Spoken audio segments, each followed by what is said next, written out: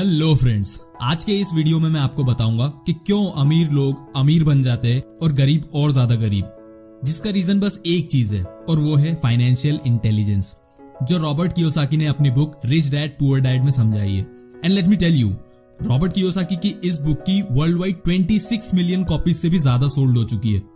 तो अब अगर आपके जहन में ये सवाल आ रहा है कि इस बुक में ऐसा क्या है, तो बस अपने सीट बेल्ट्स लगा लो और इस वीडियो को एंड तक देखो, because at the end of this video आपको भी पता चल जाएगा कि फाइनेंशियल इंडिपेंडेंस और अमीर बनने के लिए आपको अपने पैसों को किस तरह मैनेज करना है। लेकिन उससे पहले इस चैनल को सब्सक्राइब करें और नोटिफिकेशन ऑन करना ना भूलें, जिससे अपकमिंग वीडियोस अपलोड होने पर आपको पता चल जाए। So let's begin. Robert Kiyosaki के दो फादर थे, पहले उसके बायोलॉजिकल फादर और दूसरे उसके बचपन के दोस्त माइक के। एक्चुअली रॉबर्ट अपने दोस्त के फादर को अपना दूसरा फादर मानता था, क्योंकि उन्होंने ही रॉबर्ट को फाइनेंशियल इंटेलिजेंस दी और उसे रैट रेस से बाहर निकलने में हेल्प की, जो उसके बायोलॉजिकल फादर कभी नहीं कर सकते थे।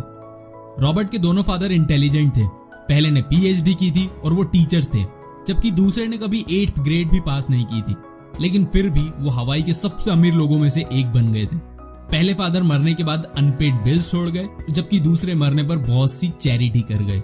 रॉबर्ट के दूसरे फादर ने रॉबर्ट और माइक को सबसे बड़ा लेसन ये दिया था कि थोड़े से पैसों के लिए जिंदगी भर किसी और के लिए काम करने से बेहतर लोगों को खुद के लिए काम करना चाहिए, जिससे उन पैसों पर सिर्फ उन्हीं का हक हो। Rich don't work for money, money work for them. Poor और मिडिल क्लास पैसों के लिए काम करते हैं, उनका डर और उनका लालच उनकी गरीबी का रीजन है। हमारी लाइफ में अपॉर्चुनिटीज आती जाती रहती है, जिससे रिच मेंटेलिटी वाला पर्सन उसे पहचान कर उसका फायदा उठाता है और बाकी लोग पैसों की सिक्योरिटी के चलते उसे देख ही नहीं पाते। इसका सबसे बड़ा एग्जाम्पल है वॉरेन बफेट की पिन बॉल मशीन, जो उन्होंने अपने दोस्त के साथ मिलकर $25 में खरीदी और एक बार्बर की दुकान में रखी, जिससे उन्हें बहुत जल्द प्रॉफिट होने लगा। अगर वो डर की वजह से वो स्टेप नहीं लेते कि मैं फेल हो जाऊंगा, तो शायद आज हम सब उनको नहीं जानते। Why teach financial literacy? Financial literacy किसी स्कूल में नहीं सिखाई जाती। हम सभी को बचपन से सिर्फ ये सिखाया जाता है कि ज्यादा मार्क्स कैसे लाने हैं, ना कि ज्यादा पैसे कैसे कमाने हैं। इसीलिए ये सब्जेक्ट हमें अपने पेरेंट्स या सोसाइटी से सीखना पड़ता है, जिन्होंने खुद ये कहीं से नहीं सीखा। अब ये इस बुक का सबसे इंपॉर्टेंट पार्ट है, इसीलिए इसे अच्छे से समझना। Assets, liabilities, income and expenses, ये सभी टर्म्स आप सभी ने सुने तो होंगे, लेकिन आपने इनके बारे में जो भी सुना है उसे थोड़ी देर के लिए भूल जाओ, क्योंकि अब ये बिल्कुल सिंपल होने वाला है। कोई भी चीज जो आपके जेब में पैसे डाले वो हुई आपकी एसेट, और जो आपके जेब से पैसे निकालती है वो है आपकी लायबिलिटीज। फॉर एग्जाम्पल, आपका एक घर है जिस पर मंथली आपको 1000 रुपीज खर्च करने होते हैं, तो वो आपकी लायबिलिटी है। और अगर वही घर आपको 1000 रुपीज देता है एज रेंट, तो वो हुआ आपके लिए asset. Let's take another example. आपकी कार आपकी लायबिलिटी है, क्योंकि आप उसके maintenance, insurance, petrol, diesel and so forth चीजों पर पैसे खर्च करते हो। लेकिन अगर आप अपनी कार रेंट पर दो, तो उसके एक्सपेंडिचर के बाद बचे हुए पैसे आपकी जेब में जाएंगे, तो उस कंडीशन में आपकी कार आपकी एसेट है।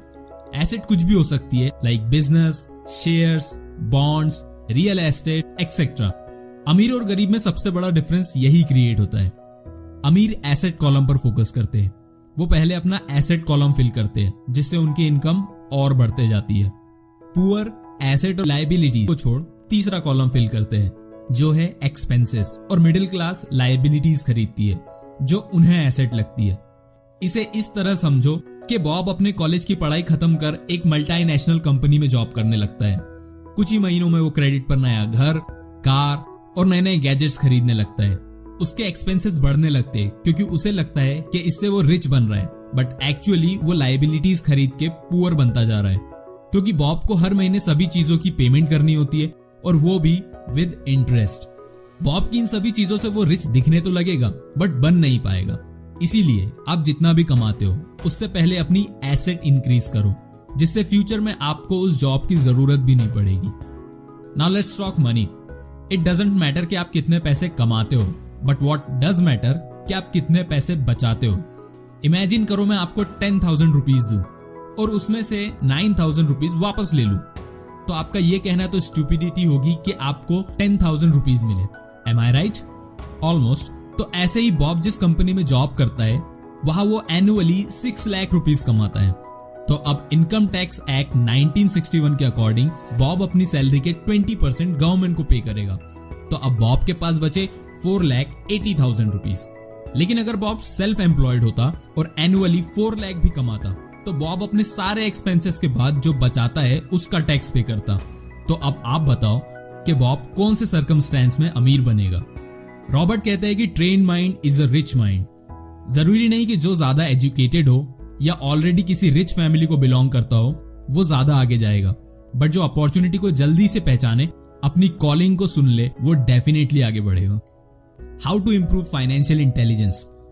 अगर आपने डिसाइड कर लिया है कि अब आपको फाइनेंशियली इंडिपेंडेंट बनना है तो आपको अपनी फाइनेंशियल इंटेलिजेंस बढ़ानी होगी, जिसके लिए 4 स्किल्स है। नंबर 1 अकाउंटिंग, नंबर समझने की ability, number 2 investing. Investing science की तरह है जो आपको समझना होगा। नंबर 3 अंडरस्टैंडिंग मार्केट्स, सप्लाई और demand. Number 4 the law which is also called the tax system, tax system की जानकारी। रॉबर्ट कियोसाकी का एक ऑनलाइन गेम है जिसका नाम है कैश फ्लो। ये गेम खेलने से आपको काफी नॉलेज मिलेगी, ट्राई इट। 5 रुकावटें जो आपको अमीर बनने से रोकती है। Number 1 fear. हम कुछ भी पाने से ज्यादा इस बात से डरते हैं कि हम कुछ खो देंगे। इमेजिन करो मैं एक कॉइन फ्लिप करता हूं, अगर हेड्स आया तो मैं आपको 1000 रुपीज दूंगा और अगर टेल्स आया तो आप मुझे 500 रुपीज दोगे। अब फाइनेंशियली तो ये बहुत अच्छी डील है, मगर बहुत से लोग ये डील नहीं करेंगे क्योंकि उन्हें जीतने से ज्यादा हारने का डर है। रिच मेंटेलिटी वाले पर्सन को पता होता है कि बिजनेस में प्रॉफिट और लॉस होता रहता है, इसीलिए वो रिस्क लेते हैं और ग्रो करते हैं। सिनिसिज्म। हम सभी के माइंड में ये डाउट रहता है कि अगर मैं पैसे वापस ना कर पाया तो, अगर सब कुछ प्लानिंग के अकॉर्डिंग ना हुआ तो, अगर मैंने स्टॉक मार्केट में इन्वेस्टमेंट की और सडनली मार्केट क्रैश हो गया तो। अमीर लोग समझते हैं कि शिट हैपेंस और वो प्रॉफिटेबल अपॉर्चुनिटीज ढूंढते हैं जो हम मिस कर देते हैं। लेजीनेस। इससे पीछा छुड़ाने के लिए आपको थोड़ा सा लालची बनना होगा। अपने आप से पूछो कि आप जितने पैसे चाहते हो वो मिल जाने पर आप क्या करोगे। उस लालच के बिना आप एक्टिव नहीं बन सकते। So be greedy. Bad habit. Robert की एक आदत है, वो हमेशा कुछ भी खर्च करने से पहले खुद को पे करते हैं और यह हैबिट रॉबर्ट को और पैसे कमाने के लिए मोटिवेट करती है। And last, arrogance. दुनिया में ऐसे बहुत से लोग हैं जिनके पास बहुत पैसे हैं, लेकिन उन्हें इस बात का आइडिया भी नहीं होता कि वो उन पैसों का क्या कर रहे हैं। तो जब आपको पता है कि आप इग्नोरेंट हैं, देन एजुकेट योरसेल्फ। रॉबर्ट कहते हैं, what I know makes me money, what I don't know loses me money. So friends, rich या फाइनेंशियली इंडिपेंडेंट बनना इतना टफ नहीं है। थोड़ा सा हार्ड वर्क और persistence and the most important thing financial intelligence. How can I forget that? ये सबसे इंपॉर्टेंट चीज है। तो अपने ऑब्स्टिकल्स को ओवरकम करें और अपने वेल्दी गोल्स को अचीव करें। अब अगर मैं रिच डैड पुअर डैड और एमजे डिमार्को की book the millionaire fast lane का कंपैरिजन करूं तो पर्सनली मुझे मिलियनेयर फास्ट लेन ज्यादा अच्छी लगी और इस बारे में मैं आपसे भी सुनना चाहूंगा।